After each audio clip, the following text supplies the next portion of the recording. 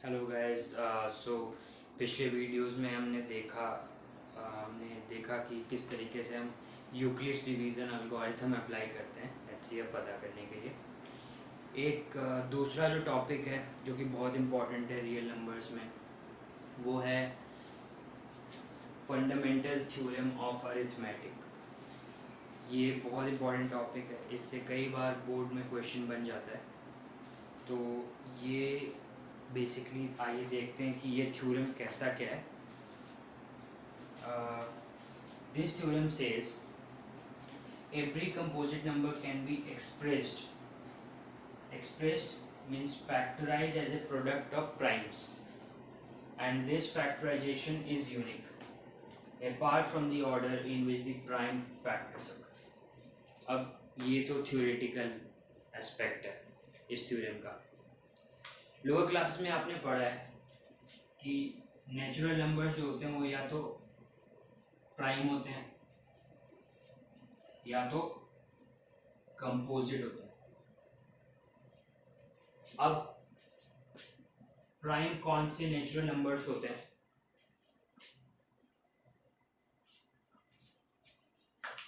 Accept one is neither prime nor composite. Okay, so अब prime कौन से numbers होते हैं? प्राइम वो नंबर होते हैं जिसके दो ही फैक्टर्स होते हैं, टू फैक्टर्स ओनली। एक वन होगा और एक होगा द नंबर इटसेल्फ। नंबर वो खुद और वन, बस दो ही फैक्टर्स उसके होंगे, उनको हम प्राइम बोलते हैं। कंपोजिट कौन से हैं? More than any natural number having more than two factors. मतलब वन और वो नंबर तो होगा ही, और भी नंबर्स होंगे जो इसको डिवाइड करेंगे, ये कंपोजिट होता है। अब ये थ्योरम कंपोजिट नंबर्स के बारे में, ठीक है। ये क्या कह रहा है थ्योरम, वो देखिए। ये थ्योरम ये कह रहा है कि कोई भी कंपोजिट नंबर आप वर्ल्ड में ले लीजिए, उसका एक यूनिक रिप्रेजेंटेशन होता है।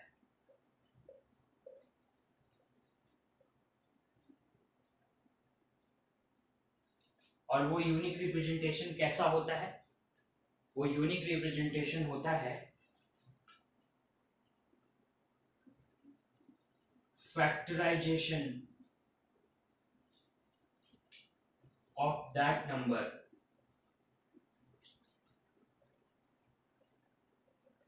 as a product of primes।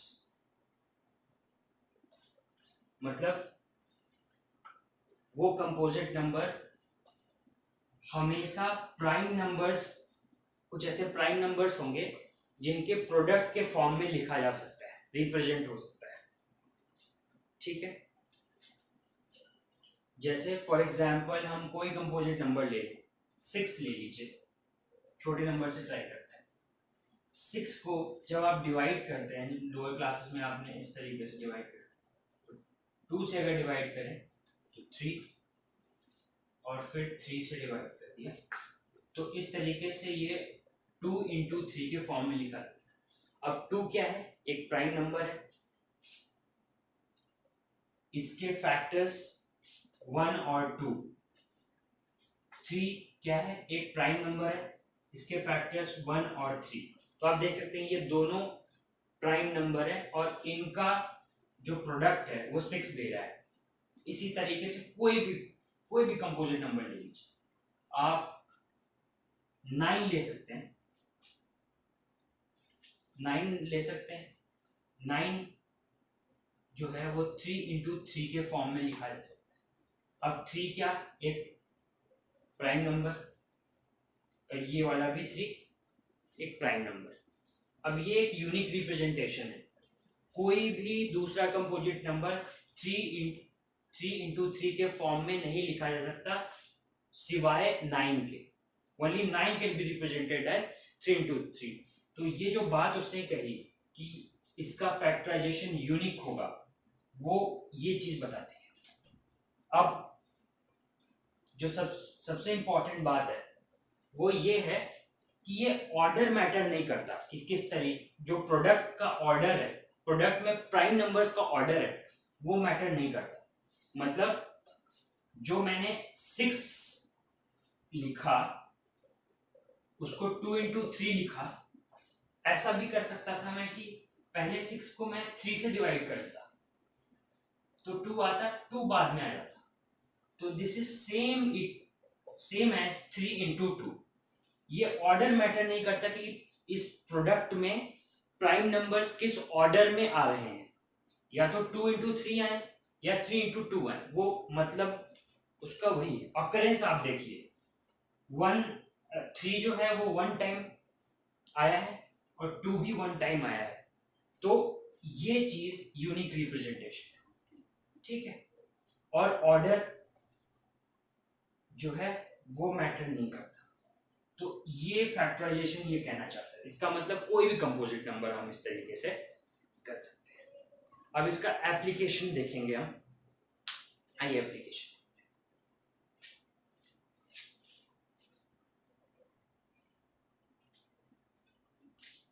सो अभी हमने जो है फंडामेंटल थ्योरम ऑफ अरिथमेटिक देखा। आइए जो क्वेश्चन है उस पर एक क्वेश्चन करते हैं। ये थ्योरेटिकल क्वेश्चन है, कॉन्सेप्ट जो यूज हो रहा है वो फंडामेंटल थ्योरम ऑफ अरिथमेटिक का ही हो रहा है। आइए देखते हैं। क्वेश्चन कहता है कि कंसिडर द नंबर्स 4 की power n where n is a natural number, check whether there is any value of n for which 4n ends with a digit 0। ठीक है, तो हमें क्या गिवन है? हमें ये गिवन है कि 4n एक सेट ऑफ नेचुरल नंबर्स को रिप्रेजेंट करता है जहां n जो है वो खुद सेट ऑफ नेचुरल नंबर है, मतलब कोई एक नेचुरल नंबर है। अब ये हमें चेक करना है कि क्या 4n जो है वो 0 से एंड हो सकता है। अब n नेचुरल नंबर है तो n की जो वैल्यू होगी 1 2 3 4 5 ऐसे करके सो ऑन कुछ भी हो सकती है। तो 4 जो ये 4n है उसकी वैल्यू 4 16 64 ऐसे होगा, ठीक, एंड सो ऑन। तो ऐसे ये नंबर होगा। तो क्या ये 0 हो सकता है? क्या इसके यूनिट्स प्लेस में 0 आ सकता है? तो for 4n to be, for 4n to have 0 at its units place, it should be divisible by 5. For 4n to have 0 at its units place, 4n should be divisible by 5। 5 से divide होना चाहिए। अब 4n को अगर हम देखें, this implies 4n जो है वो क्या इस फॉर्मेट में नहीं लिखा जा सकता, 2 की पावर 2 n, ठीक है। तो ये चीज क्या हो गई, 2 की पावर 2n। अब n नेचुरल नंबर हो रहा है तो ये वाला जो फॉर्मेट, इस फॉर्मेट से हमें क्या मिलता है? इस फॉर्मेट से ये मिलता है कि ये 2 की पावर 2n है, मतलब 2 की power 2n will only be divisible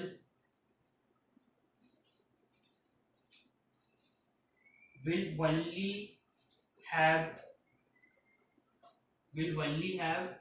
2 as its prime factor.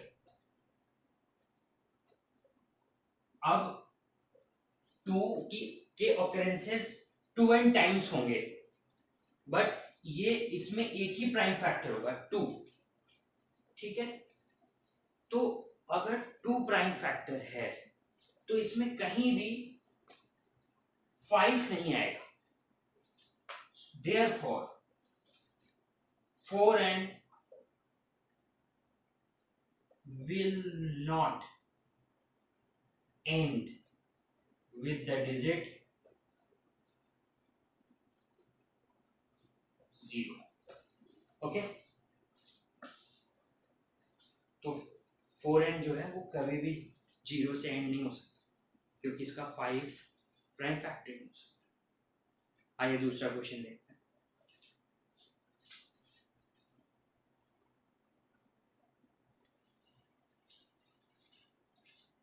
Hi guys, so fundamental theorem of arithmetic में आगे बढ़ते हैं, कुछ क्वेश्चंस करते हैं। यहाँ पे एक क्वेश्चन है हमारे पास। This question says find the LCM and HCF of 6 and 20 by the prime factorisation method. तो आपने लोअर क्लासेस में जो है वो प्राइम फैक्टराइजेशन मेथड पढ़ा हुआ है, तो रिकॉल करते हुए हम इसका इन नंबर्स का प्राइम फैक्टराइजेशन लिखते हैं, means factorisation in the form of prime, expressing the number as product of prime factors. Okay, so पहला नंबर है 6, तो 6 को हम 2 into 3 लिख सकते हैं, करने की जरूरत नहीं। 20 को प्राइम फैक्टर अगर करें तो 2 10 टाइम्स, फिर 2 5 टाइम्स, फिर 5 1 टाइम्स। ओके, सो 2 into 2 into 5, इन दोनों नंबर का प्राइम फैक्टराइजेशन हमारे पास है। अब एचसीएफ पता करने का क्या लॉजिक होता है, लोअर क्लासेस में हमने पढ़ा हुआ है कि लोएस्ट पावर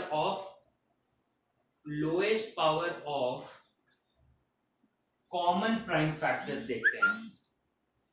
ओके, तो अगर हम देखें तो यहाँ पे 6 को 2 into 3 के फॉर्म में लिखा है, तो इसमें 2 की क्या पावर है 1, 3 की क्या पावर है 1।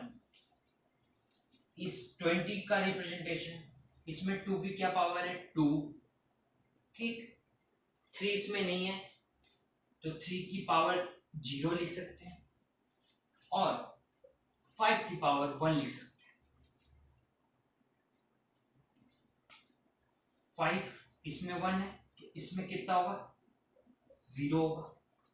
अब यहां पे हम देखेंगे कि इन दोनों में से smallest power in prime factors का, कॉमन प्राइम फैक्टर का क्या है। तो HCF of 620 is equal to, इन दोनों में देखेंगे 2 की स्मॉलर पावर कौन सी है, 6 में 1 है और इसमें 2 है, तो 6 वाला हम लोग उठाएंगे, तो 2 की आ गई 1। 3 इसमें 1 है, इसमें 0 है 3 की पावर, तो कम वाले उठाएंगे 3 0, और इसमें 5 की 0 है, ठीक, और इसमें 5 की 1 है, तो कौन सी उठाएंगे 0 1, ठीक। अब ये बेसिकली 2 हो गया, तो this is HCF of 6 and 20। LCM कैसे पता लगाते हैं, एलसीएम हाईएस्ट पावर देखता है, जस्ट अपोजिट। एलसीएम हमारे पास आ गया, एलसीएम ऑफ 620, 2 की बड़ी पावर 20 में है तो ये लिख देंगे, 3 की बड़ी पावर 6 में है तो ये लिख देंगे, और 5 की बड़ी पावर 20 में है तो ये लिख देंगे। अब ये कितना हो गया, 4 into 15 that is equal to 60, 60 हो गया। अब ये हो गया आपका LCM। एक ऑब्जर्वेशन यहां से निकल के आया, ऐसे आप बहुत सारे क्वेश्चन करेंगे तो एक ऑब्जर्वेशन आपको मिलेगा। क्या मिलेगा, अगर हम HCF और LCM को मल्टीप्लाई कर दें तो हमें कुछ चीज दिखेगी। क्या दिखेगी, इन दोनों का मल्टीप्लिकेशन जो एक्चुअल नंबर जिनका हमने HCF और LCM पता किया है उनके बराबर होगा। तो एक चीज हमें मिल गई, यहां से एक फॉर्मूला मिल गया जो कि बहुत इंपॉर्टेंट है, जिससे क्वेश्चंस बहुत बनते हैं। यहां पे देखिए क्या फॉर्मूला है, यहां से हमें मिलता है कि HCF of 620 into LCM of 620 equal to 6 and 20 number के प्रोडक्ट के बराबर। ठीक है, ये कितना आया था 2 और ये कितना आया है 60, तो 2 into 60 is 120, 6 into 20 is also 120। तो हमें मिल गया कि for any natural numbers AB, HCF of AB into LCM of AB equal to A into B। ये फॉर्मूला बहुत इंपॉर्टेंट है, इसको रट लीजिए, इससे बहुत सारे क्वेश्चंस बनेंगे। आइए नेक्स्ट क्वेश्चन मूव करते हैं।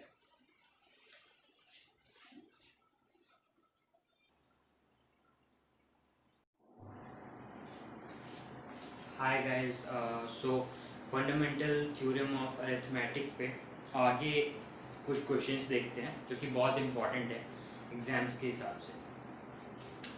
अब यहाँ पे एक क्वेश्चन है, ये बोलता है कि find the HCF of 96 and 404 by the prime factorisation method, hence find their LCM। So पहला स्टेप है HCF ऑफ 96 and 404 को पता करना।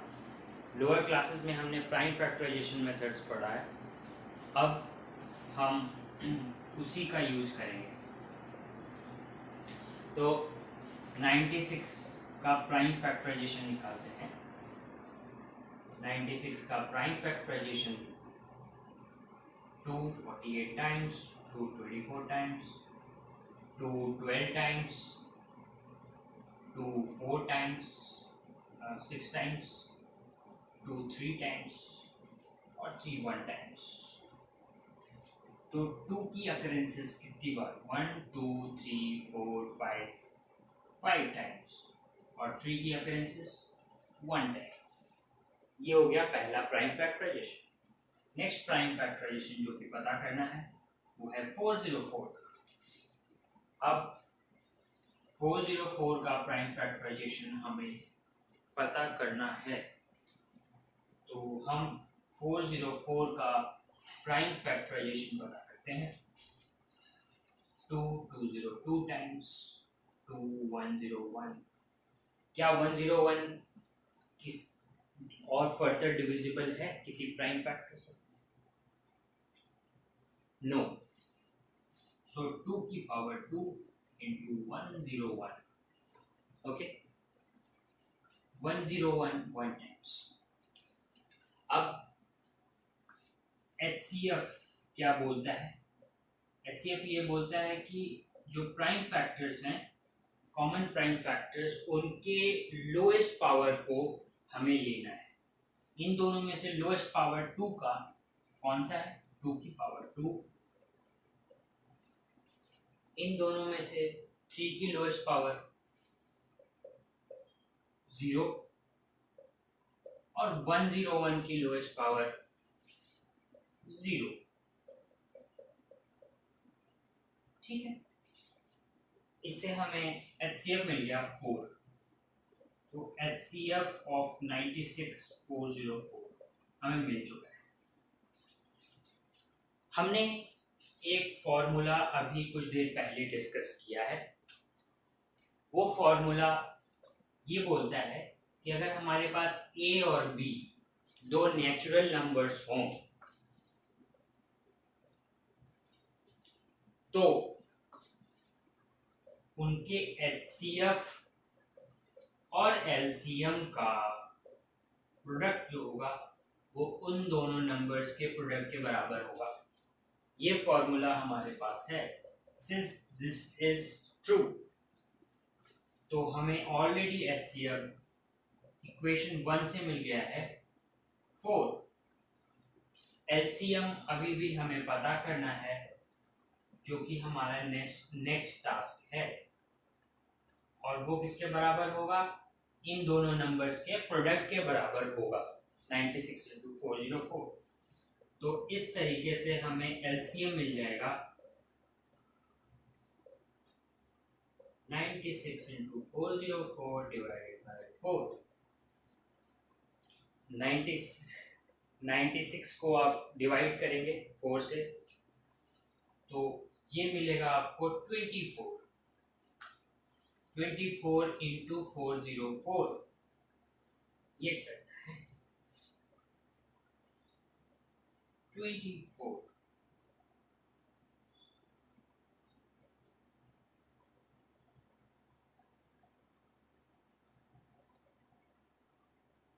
तो 9696 हमें इन दोनों के प्रोडक्ट से मिला। इस तरीके से हमें LCM भी मिल गया है सक्सेसफुली। ये है LCM। तो इसमें आपने देखा कि मेन फॉर्मूला क्या था, ये बहुत इंपॉर्टेंट फॉर्मूला है दोस्तों, इसे बिल्कुल ध्यान रखिएगा आप। आइए नेक्स्ट क्वेश्चन पे आते हैं।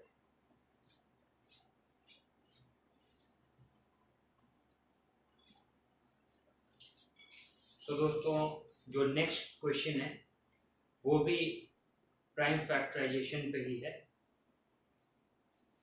आइए सॉल्व करते हैं इस क्वेश्चन को। क्वेश्चन बोलता है कि find the HCF and LCM of 6, 72, 120 using the prime factorisation method. तो अभी तक हमने दो नंबर्स का HCF LCM निकाला प्राइम फैक्टराइजेशन मेथड से। अब ये एक नया टाइप का क्वेश्चन है, हमारे लिए नया है। इसमें 3 नंबर्स का HCF और LCM निकालना है प्राइम फैक्टराइजेशन मेथड से। आइए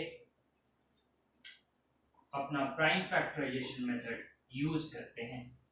6 जो कि सबको मालूम है, 2 की पावर 1, 3 की पावर 1, 72 इसका प्राइम फैक्टराइजेशन निकाल लेता हूं। 72, 36, 18, 9, 3, 2 के occurrences 3 times, 2 की पावर 3, 3 की occurrences 2 times, 3 की पावर 2, 120। 120 की प्राइम फैक्टराइजेशन करनी है हमें। 120 की प्राइम फैक्टराइजेशन भी उसी टाइप से होगी। 2, 62, 32, 15, 3, 5, 5, 1। ठीक, 120 2 की occurrences 3 times, 2 की पावर 3, 3 की occurrence 1 times और 5 की occurrence 1 time। अब हमें प्राइम फैक्टराइजेशन मिल गया है। नेक्स्ट स्टेप है HCF पता करना। HCF भी उसी तरीके से पता होता है, इस तरीके से 2 नंबर का पता होता है। हमें लोएस्ट पावर ढूंढनी है, prime factor, common prime factor. 2 की लोएस्ट पावर 1, तो यहाँ पे 2 की पावर 1, 3 की लोएस्ट पावर 1, 3 की लोएस्ट पावर 1, 5 की लोएस्ट पावर 0। तो हमें HCF तो मिल गया। अब हमें LCM की तरफ बढ़ना है। HCF हमें 6 मिल गया है। LCM की तरफ आगे बढ़ते हैं। अब LCM हम फॉर्मूले से भी पता कर सकते हैं, जो हमने फॉर्मूला पढ़ा है, HCF of two numbers A into B into LCM of A into B। बहुत सारे बच्चे ये गलती कर देते हैं, यहाँ बोला हुआ है कि जेन्युइन प्राइम फैक्टराइजेशन मेथड से आपको सॉल्व करना है, तो ये वाला फॉर्मूला हम यूज नहीं करेंगे। ठीक, हम नॉर्मल प्राइम फैक्टराइजेशन मेथड से आगे बढ़ेंगे। LCM जो है वो हाईएस्ट पावर ढूंढता है, तो LCM हाईएस्ट पावर ढूंढता है। तो highest power of 2 is 3, highest power of 3 is 2, and highest power of 5 is 1। तो ये हो गया 8, ये हो गया 9, ये हो गया 5। ये हो गया 450। तो LCM हमें मिल गया है 450, नो सॉरी 420,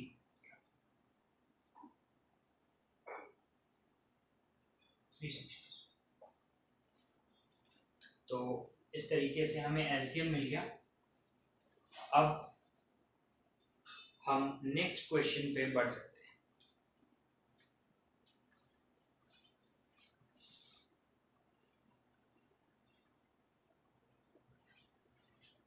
दोस्तों, एक रिमार्क मैं आपको बताना भूल गया हूँ, और वो ये है कि अगर किसी दो नेचुरल नंबर का के HCF और LCM का प्रोडक्ट जो है वो उन दोनों नेचुरल नंबर के प्रोडक्ट के बराबर होता है, तो ये ज़रूरी नहीं है कि किन्हीं 3 नंबर के HCF और LCM का प्रोडक्ट भी